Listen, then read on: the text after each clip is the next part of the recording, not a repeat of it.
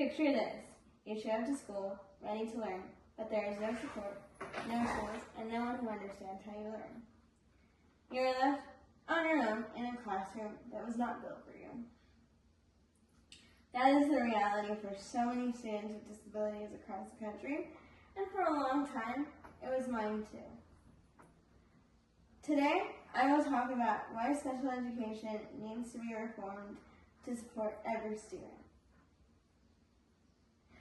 In my presentation, I'm going to talk about why the special education system needs reform by walking you through three major pieces. The problems students face, what causes those problems, and how we can fix them. I will also be weaving in my own experiences, as my story shows what is possible when schools provide real support and why it matters when they do not. Over 7 million students in the United States receive special education services under the Individuals with Disabilities Act, also known as IDEA. This is 14% of public school students and many that are still not receiving accommodations and support they are entitled to. According to the National Center for Learning Disabilities, students of color are likely to be misidentified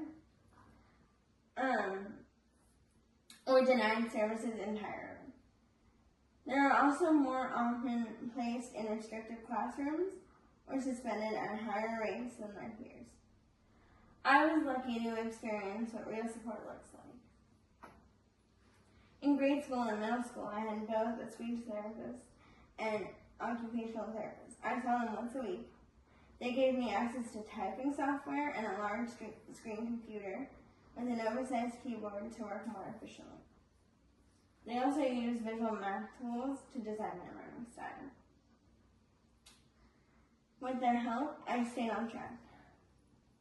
Unfortunately, not every student has access to services like these. In fact, according to Disability Rights California, thousands of students across the state do not receive legally required services. These gaps are not just inconvenient, they are life-changing. In fact, the Nebraska multi-tiered system of support found that students with disabilities benefit academically and socially from inclusive learning environments, yet many are still placed in separate or under-resourced classrooms. Inclusive environments help students thrive when they are given the choice to be a part of one. These issues do not come out of nowhere. They are rooted in bigger systemic problems. A major issue is teacher preparation. According to the United States Department of Education's 2024 Inclusive Practices Guidance, general education teachers receive on average fewer than 8 hours of training on how to support students with disabilities. Imagine being expected to support diverse learners with no actual tools or training. Another major factor is underfunding. A 2024 audit by Washington State's Joint Legislative Audit and Review Committee found that schools with targeted funding were better at including students with disabilities and delivering stronger academic results. But in many schools, especially in under-resourced areas, services like aides, therapists, and adaptive equipment are either limited or not available at all. When I transitioned into high school, I became the first student at my private school with a physical disability and an academic disability.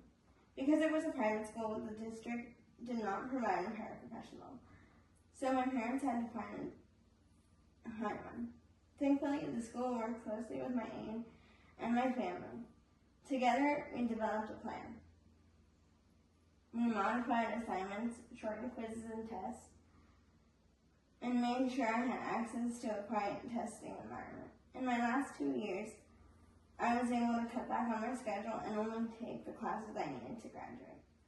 This helped ease my mental load and made school manageable During the COVID-19 pandemic, these cracks got worse.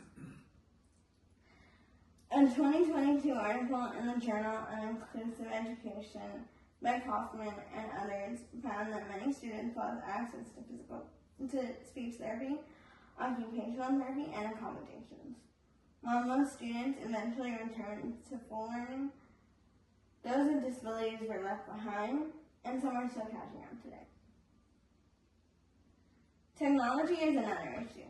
A 2019 study by Aaron Scanlon and colleagues revealed that most university-level STEM websites failed accessibility standards. This means students using screen readers or other assistive tech were locked out of essential content.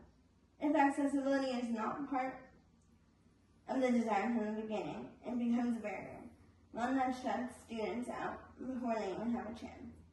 But this is not just because the system is broken, does not mean it cannot be fixed. Real change is possible, and we already know it works. First, teacher training needs to become a standard, not optional. The Department of Education recommends co-teaching, universal design for learning, and collaboration between general and special education teachers. We cannot keep expecting teachers to support the students they were never trained to work with. A 2023 study published in the International Journal of Inclusive Education by journalist Nancy Vidal found that inclusive classrooms do not just benefit students with disabilities. They improve overall the classroom environment. But the authors also note that successful inclusion helps heavily on how well teachers are trained and supported. It is not enough to believe in inclusion. Schools have to build the tools to make it happen. Second, funding needs to be flexible and based on student needs. The National Center for Learning Disabilities recommend models where resources follow the student. That means that if a student needs a device, an aid, or therapy, the money is there to provide it. No delays, no denials. Third, accessibility needs to be a priority in both physical and digital environments. Whether it is a classroom, a website, an assignment, all students should be able to participate fully. The Nebraska multi-tiered system of supports confirms that inclusive environments led to measurable improvements in academics and behavior, especially when paired with high-quality professional development for teachers. Finally, we need to normalize inclusion.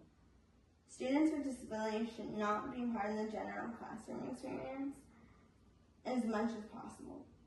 When I was in high school, the school did not have the system in place, but they were willing to listen and learn. And by the time I graduated, we had built something that worked. I hope that by being there, I helped make that school more prepared for others who came after me. Special education must be reformed so that every student has equal support and the chance to succeed.